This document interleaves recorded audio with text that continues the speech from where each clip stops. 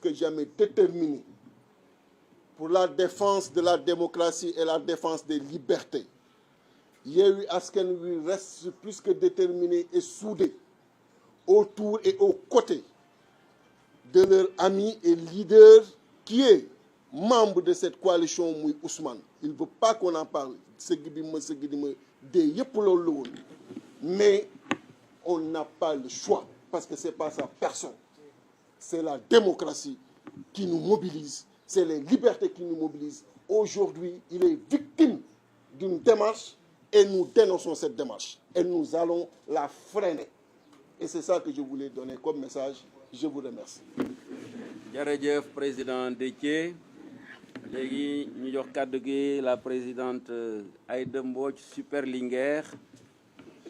pour vous parler de la Cour des comptes, la Haute Cour de justice, la Chambre de discipline financière.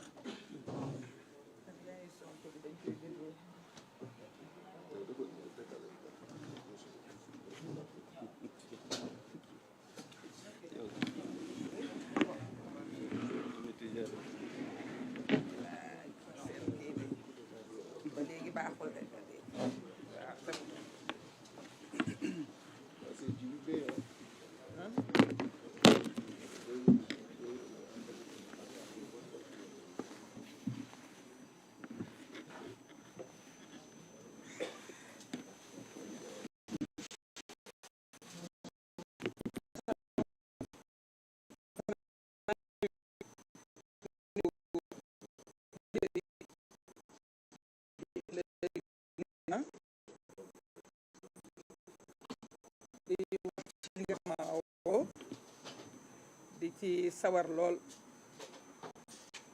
ku xam na ni rapport Cour des comptes bi jàpp naa ne lii fi xew yëpp moom la li ko waral moo di dañu bëgg ñu fàtte dossier boobu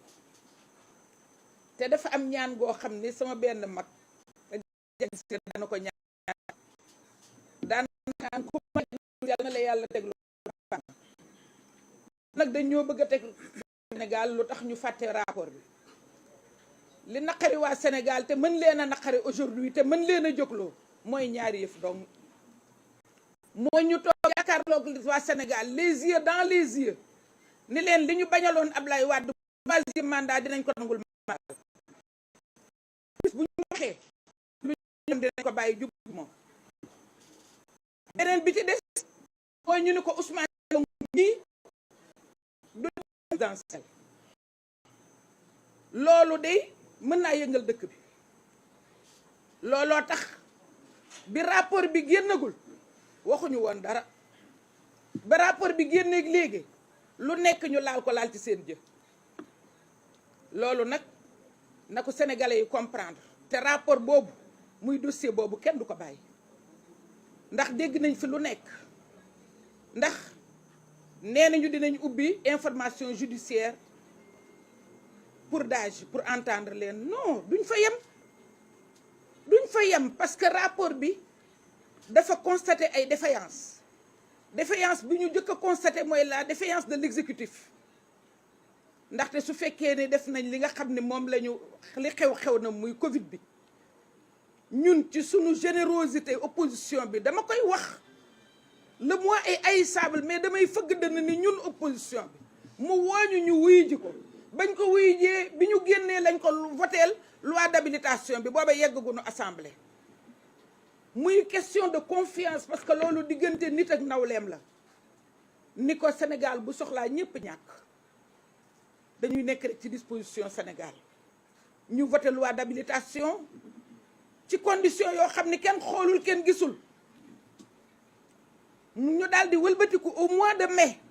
le 6 mai ñu voté benn loi boo xam ne day inclure la responsabilité des ministres parce que boo demee ca décret ba daf ni article 4 daf ni les ministres sont les principaux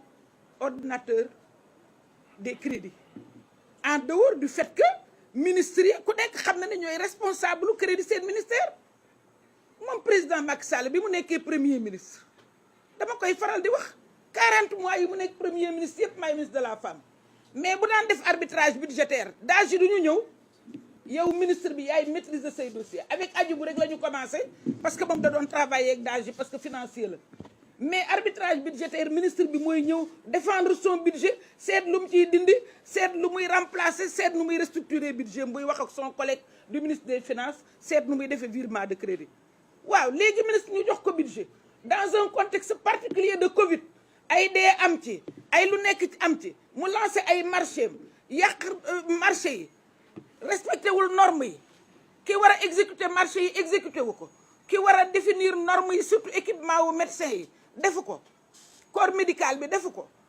mu ni ministre boobu yoram du ci nekk nañu tàppe ci DAGE bi c'est injuste c'est arbitraire te loolu Yewwi Askan Wi du ko soutenir parce que mësuñu soutenir l'arbitraire mësuñu soutenir l'injustice et ce dossier là ak lu mu mën a indi ci sunu kaw kenn du lâché dossier bi bu sonnee ba xam ne yooyu muy jéem a indi du jariñ dara parce que daf ñuy divertir ndax réew yoo nañ ci dëkk bi te lu ci nekk on aura la possibilité de lui montrer que lii muy def du noonu parce que défaillance bi mu ngi commencé ci moom li tax mënuñu dundi sa responsabilité dans cette affaire moo di moom moomu moo ñu demandé woon loi d'habilitation moom moomu mooy yëlif ministre yi comme ni ma ko waxee moom moomu la ñu defaloon confiance kon te ba pare défaillance la def ndax ces organes de contrôle muy IGE ak OFNAC ak le contrôle interne des ministères lu tax fonctionné wul ba beneen pouvoir parce que même parlement fonctionné wul ci affaire Covid bi parce que le parlement biñ ko interpellé le 15 juin 2020 mais ku nekk xam na la ca mujj kon nag su fekkee ne exécutif fonctionné wul parlement fonctionné wul la justice son organe de contrôle muy la cour des comptes fonctionné génne ay rapport mais nécessairement na justice bi comme que commencé na lu baax na continuer jusqu'au bout te qu'on me dise pas que la cour des comptes am na instance boppam am na instance de sanction boppam parce que dans ce cas précis kenn waxu fi ay problème mu chambre budgétaire xëy na Cheikh Tidiane dina ci dellu si mais man waxuma ko man li ma wax man dama ne nañu activer la haute cour de justice ministres yi dem fa répondre de leurs actes parce que lii c'est des fautes du faute sax crime la parce que xaalis boo lekk mu indi ay dee mais loolu crime la donc loolu mënul lekk rek ci chambre de discipline mënu fa yem duñu ay fonctionnaires ay ministres lañu yu am possibilité di gérer les recettes et les dépenses de leur ministère. Ils sont responsables pénalement, ils sont responsables civilement, ils sont responsables de tout ce qui se passe dans les ministères. Et je parle en connaissance de cause. Dès lors mënuñu yem ci nañu sanctionner ay DAGE bu ëllëgee DAGE yi ñu jaar leen ci beneen porte daal de ni leen booy mal sacrifié woon de mais dinaa la wutal dara non loolu amul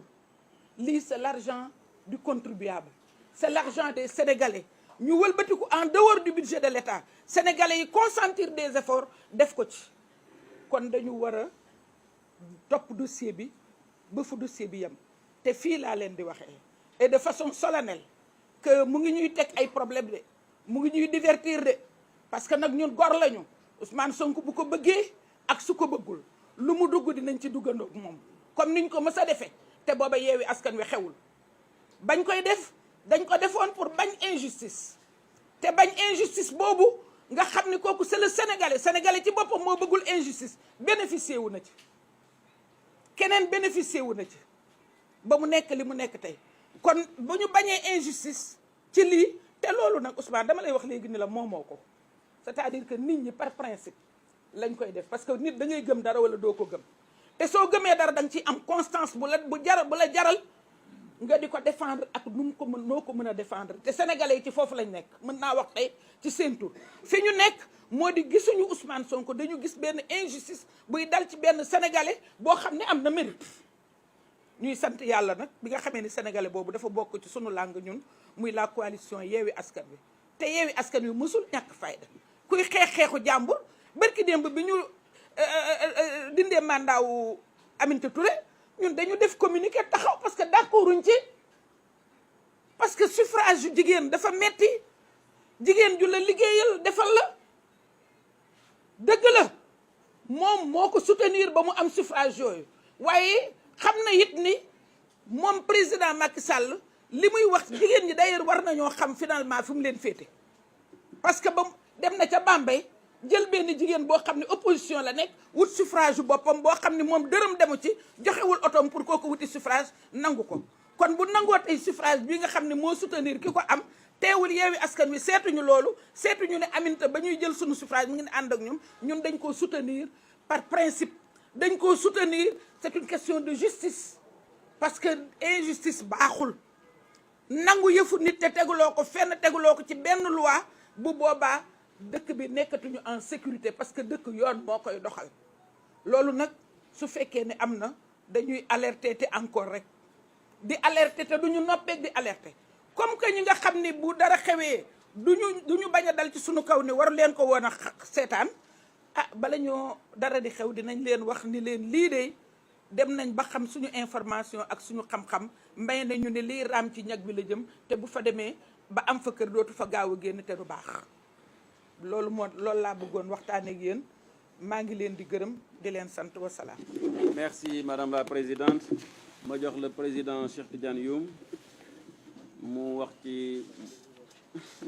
autant pour moi il veut pas qu'on l'appelle président lui bon mu wax ci cour des comptes moom it haute cour de justice ak chambre de discipline financière.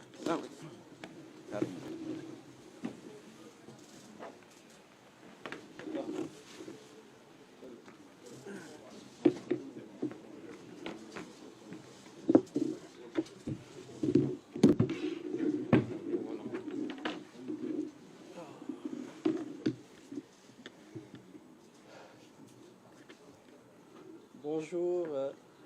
mesdames, messieurs les journalistes. Permettez-moi à l'entame de mes propos d'avoir une pensée fraternelle à tous nos frères et sœurs détenus arbitrairement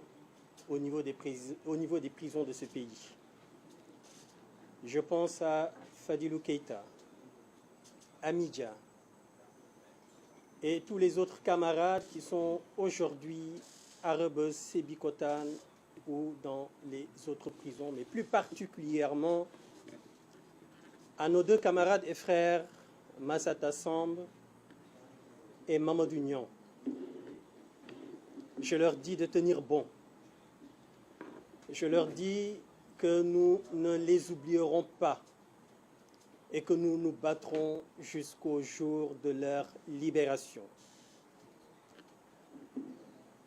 Je préciserai également un mot à l'endroit de toute l'opposition sénégalaise.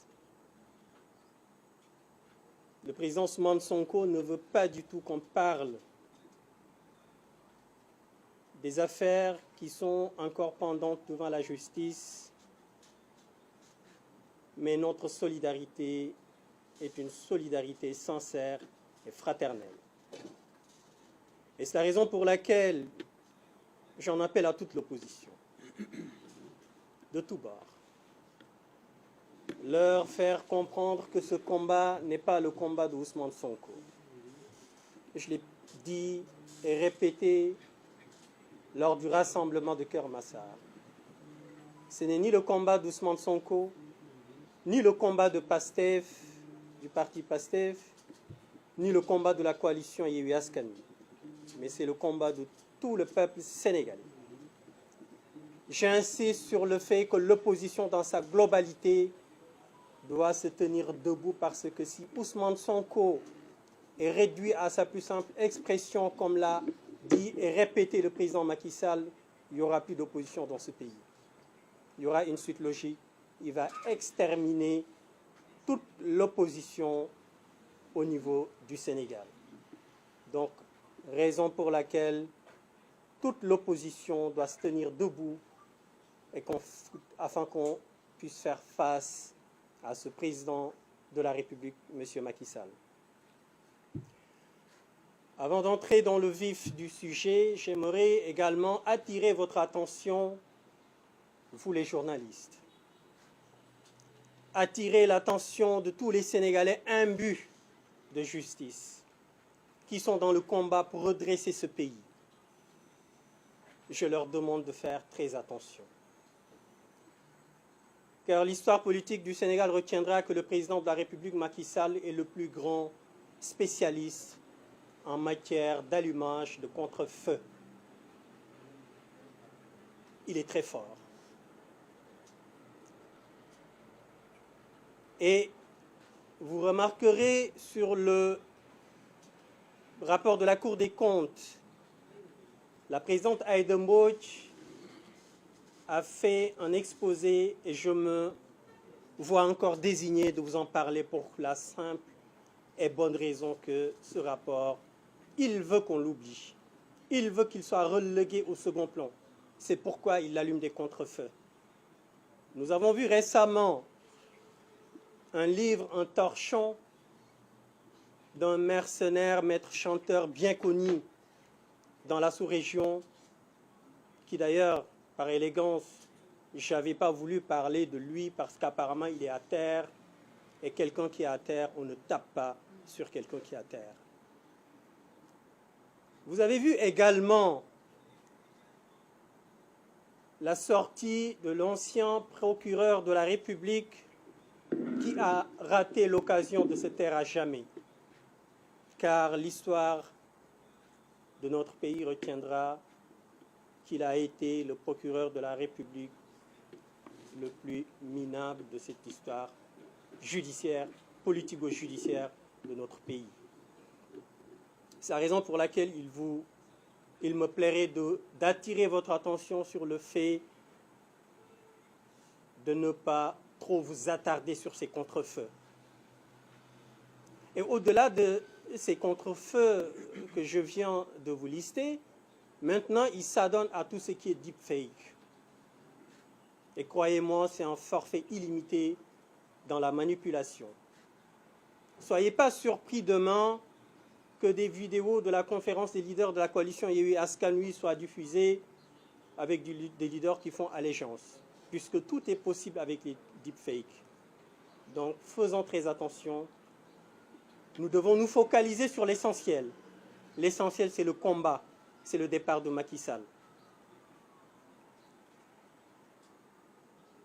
Il me plairait en plus de vous dire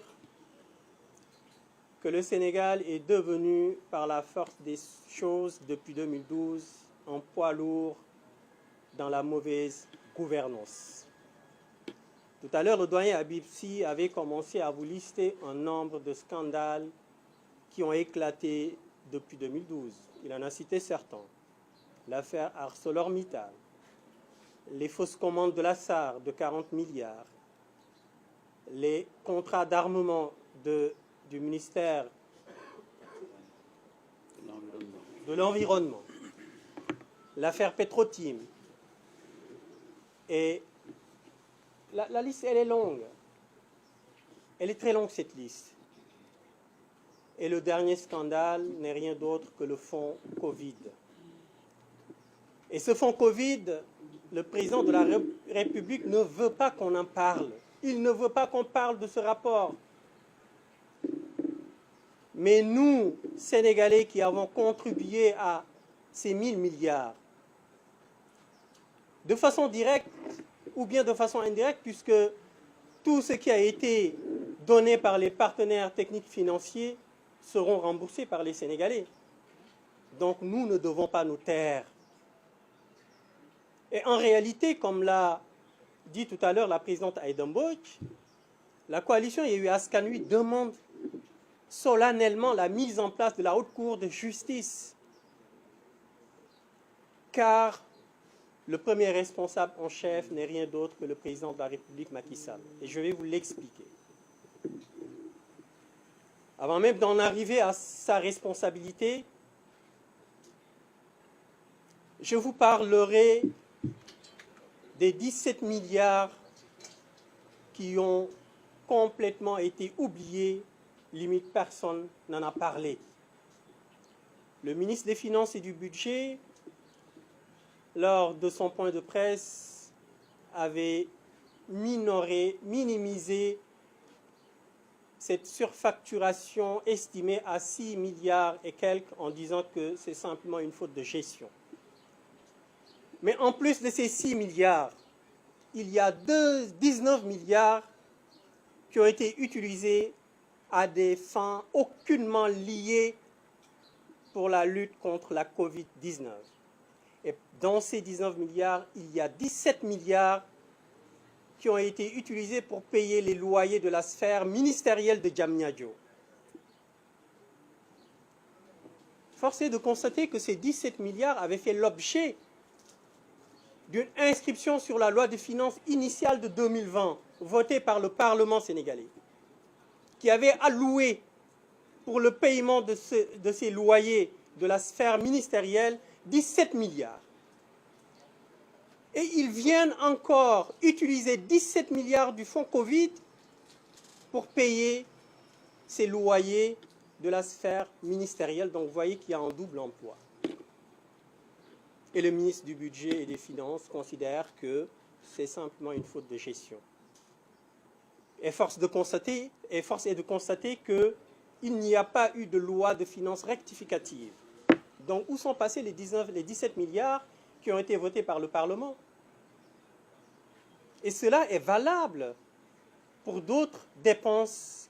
qu'ils ont tirées de ces 1000 milliards de la force Covid. Ce rapport de la Cour des comptes, et vous comprendrez pourquoi le président de la République ne veut pas qu'on en parle. Pourquoi il allume des contre-feux pour détourner l'attention des Sénégalais, l'attention de l'opinion nationale. Il est le responsable en chef, Macky Sall. La force Covid qui résidait au niveau du ministère des Finances et du Budget avait mis en place 2 organes, un conseil stratégique et un comité technique. Ces 2 organes étaient chargés de gérer les orientations et les allocations, autant pour moi, des fonds qui devaient être adressés aux différents ministères sectoriels. Mais comme vous l'avez tous remarqué, ces 2 organes n'ont jamais fonctionné. Il n'a jamais eu de réunion de ces 2 organes. Le conseil stratégique qui devait étudier les orientations et comment répartir les fonds au niveau des ministères n'a jamais fonctionné. Pourquoi? Parce que le président de la République a décidé que ces attributions devaient être traitées simplement par le Conseil des ministres. Devaient être traitées en Conseil des ministres. Et vous rappelez-vous, Madame Aïda Mbodj, la présidente Aïda Mbodj l'a précisé tout à l'heure, le président de la République avait bénéficié d'une loi d'habilitation qui lui permettait de gouverner par ordonnance sur des mesures qui relevaient du domaine de la loi, ce qui lui permettait d'avoir les coudées franches de faire ce qu'il voulait. Et c'est ce qu'il a fait. Il y est allé tête baissée. Il n'a pas hésité. Il avait les coudées franches et il a utilisé toutes ses prérogatives en reprenant les attributions de ce conseil stratégique, en décidant que tout sera traité par le Conseil des ministres. Donc il était au courant de tout, le président de la République. C'est le président, les montants qui ont été alloués aux différents ministères ont été décidés en Conseil des ministres. Donc il était au courant, Macky Sall. Et aujourd'hui, ils viennent pour nous dire que ce sont les DAGE qui sont les responsables. Le premier responsable en chef, c'est le président de la République. Il était au courant. Il a tout organisé, il a tout administré. Vient en second lieu ces ministères, les ministères sectoriels qui ont été cités dans ce rapport de la Cour des comptes. Et éventuellement, dans une moindre mesure, les DAGE, puisque les DAGE ne sont que des exécutants. Ils ne sont pas des ordonnateurs, ce sont des simples exécutants. À partir de là, nous demandons formellement la mise en place de la Haute Cour de justice pour que le président de la République soit jugé pour haute trahison, pour que les ministres soient aussi jugés. Au-delà des 14 ouvertures d'informations judiciaires demandées par les magistrats de la Cour des comptes, il convient de préciser que le groupe parlementaire de la coalition Yewwi Askan Wi a saisi le président de l'Assemblée nationale. Ce monsieur, je n'ai pas arrêté de vous le dire, est en danger pour la République, le président de l'Assemblée nationale. Comme vous l'avez constaté, il s'est empressé à saisir le procureur de la République pour faire emprisonner nos frères Massata Samb et Mamadou Niang. Il s'est également empressé à convoquer le bureau de l'Assemblée nationale pour destituer Mimi Touré. Mais il fait le mort quand il s'agit de la saisine du groupe parlementaire pour que la Chambre de discipline financière soit activée. Il ne répond pas. Parce qu'il sait très bien que, même si cette Chambre, les sanctions ne seront pas des sanctions extrêmement importantes, contrairement aux autres sanctions demandées par l'ouverture d'informations judiciaires, mais c'est en droit. Cette Chambre de discipline financière doit être saisie. Le procureur général de la Cour des comptes doit être saisi afin que tous les concernés, tous les auteurs de ces irrégularités soient attraits devant cette Chambre. Donc vous comprenez pourquoi le président de la République allume des contre-feux pour qu'on oublie, pour que le rapport de la Cour des comptes soit relégué au second plan. Parce que lui-même, il est le premier responsable en chef. Il faudrait qu'il soit traduit devant la Haute Cour de justice pour haute trahison. Je terminerai mes propos en wolof, puisque boobu ba léegi ñu ngi bëri na ci sénégalais yi wax nañu toog waxtaan waaye waxtaan am na solo ba ñu ko waree woon def yàgg na président yi fi jàll yëpp bu réew mi amee ay difficulté dañuy toog waxtaan waaye ki fi nekk ak ñi mu àndal ñu bëri nee nañu ñoom ils réfléchissent avec leurs muscles ba tax na doole la ñuy jaay ci lépp waxtaan nekkul seeni mbir donc du ñu ñëw ba tollu fii ñu naan nañu waxtaan kan ngay waxtaanal ki nga xam ne nii askan bi daf ko jox lépp lu mu am ci am-am askan bi jox ko dooleem askan bi ne ko ñun ñu ngi nii ci mission bi nga xamante ne ni dénk nañ la ko tànnal ci ñi ëpp xam-xam ci ñun